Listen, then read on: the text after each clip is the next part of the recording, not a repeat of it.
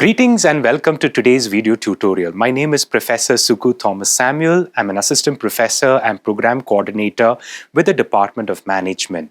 In today's video, we would be on a wonderful journey together to try and understand what financial management is all about. The moment you hear the term finance and financial management, you may be under the assumption that it is a subject. These are concepts which are meant for people who fancy numbers and who are nerds. Not really. Financial management is a wonderful concept, it's a wonderful subject, and pretty much everyone should know financial management in detail. So let's start this journey together. We will try and delve into the concepts of financial management together. So with that, I'm here to provide you with an introduction to the subject of financial management. The moment we hear the term finance, there must be a number of thoughts which would be running through our mind. But in literary terms, finance merely represents money or monetary resources. The moment we hear the term finance, it is basically money that is coming through our mind, isn't it? But from a subject's point of view, finance is the study and the discipline that deals not with just money. It deals with currencies and capital assets. So let's try and look at the definition for financial management. Financial management deals with the planning, organizing, directing, controlling financial activities such as procurement and utilizations of funds of an enterprise. So there are four major areas that financial management would be dwelling upon. The first is planning, where the as a part of the financial management activity, the organization would be setting goals and objectives. The second is organizing. The business would be focusing on raising the money it needs. And then it deals with directing, where the business focuses on utilizing money. And finally, controlling. It is just not enough for you to become profitable. You have to sustain your profitability as well. So this is where the domain of controlling comes into picture. It's all about sustaining your financial activities. Now let's look at the evolution of financial management. Financial management as a subject has evolved out of economics. Economics is the branch of academics that deals with the study of resources.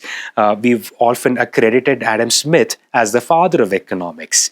But the branch of economics, which specialized in the study of monetary resources, as a result out of which grew out financial management. Now, the growth of financial management as a subject can be attributed with four major phases. In the first phase is what is referred to as traditional phase. In the traditional phase, the functions of financial management purely dealt with raising capital or raising money that a business needs. The second came the transitional phase. During this, the finance manager started focusing not only on raising the money, but also started focusing on getting day-to-day activities of an organization. Then we have what is referred to as the modern phase. Modern phase deals with four major activities of financial management that we will be covering in the subsequent parts of this video. And today we are in what is referred to as the postmodern phase. So today financial management is no longer restricted by geographical boundaries. You could raise the money in one geography, pick up this money, go to another geographical location and carry out your business over there. We have seen a number of cases where today Indian companies have gone global, where companies like ICICI, SBI, etc., they've started subsidiary companies in different parts of the world. Today, we also have global companies and coming to India and setting up their shop over here. So all these are part and parcel of the postmodern phase of financial management that we are witnessing. Moving on, let's try and understand the scope of financial management. Financial management as a subject, what do we deal with? So there are four major scopes that we could define. The first scope is the scope of investment decision. investment decision deals with where to invest. So here we try and identify suitable opportunities for the business to invest. So let's say you're thinking of starting a business. Which is the right product for you to start? Which is the right service for you to start? Where do you start? Do you start in Bangalore or would you start in Hyderabad? So these kind of decisions would be covered as a part of your investment decision. Next deals with financing decision. Now you've come to a conclusion where you have decided what to start, how to start, where to start, but now you need the money. Now, are you going to take a loan? Are you going to take a loan from ICICI Bank, or are you going to go to HDFC Bank to take a loan? Are you planning to raise it through venture funding, or are you planning to go ahead and issue shares? So these are the kind of decisions that you would be coming across, financing decision. Then we have working capital decisions. So once you get your business started, you need to ensure that you have sufficient amount of monetary resources to mitigate your day-to-day activities. Do you have sufficient amount of money to pay your employees? Do you have sufficient amount of money to procure your raw material? So all these are the kind of decisions that you will be dealing under working capital decision. So working capital decision purely focuses on trying to understand the day-to-day needs of your organization and trying to ensure that you have sufficient amount of money for that. The last scope of financial management is dividend decision.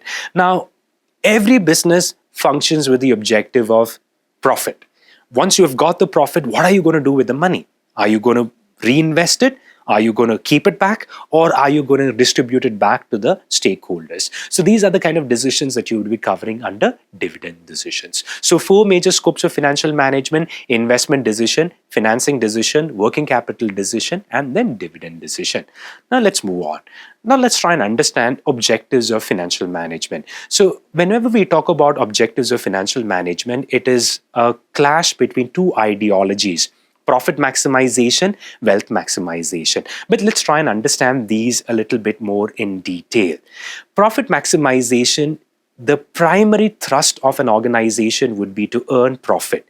Now, a business can earn profit by increasing the output. So the output could be by increasing sales, by coming up with new products, coming up with new services, etc. At the same time, you would try and reduce the kind of risk which are associated with the business. So profit maximization, you are trying to measure the progress of an organization in terms of profit. But there are some limitations to this approach as well. In profit maximization, you completely end up ignoring time value of money. Next thing is that very often profit maximization might lead to over exploitation of your resources. Finally, because you are driven by an objective and a motive to earn profit, you might end up ignoring risks as well. Now let's talk about the next objective, which is wealth maximization. So wealth maximization is also referred to as value maximization.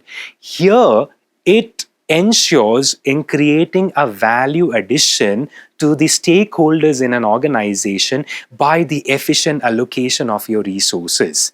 So here you are taking into consideration the economic interest of the society at large. Now the society at large comprises of different stakeholders. It has got government, it has got citizens, it has got employees, it has got investors. So all their objectives, all their aspirations are taken into consideration when you go for wealth maximization. So here you try and maintain a balance between risk and time which is associated with a business. But there are a lot of limitations to this approach as well. So sometimes wealth maximization can be perceived as an indirect form of profit maximization. Very often, this could lead to a lot of conflicts in boardrooms as well. And in certain cases, the end result of wealth maximization might be enjoyed only by the management. So with that, we've come to the end of this video tutorial. Very briefly, we got to understand what financial management is all about, how it came into existence, and what is the scope that it deals with. And finally, we discussed the differences between profit maximization and wealth maximization. So with that, we've come to the end of this video tutorial. Thank you.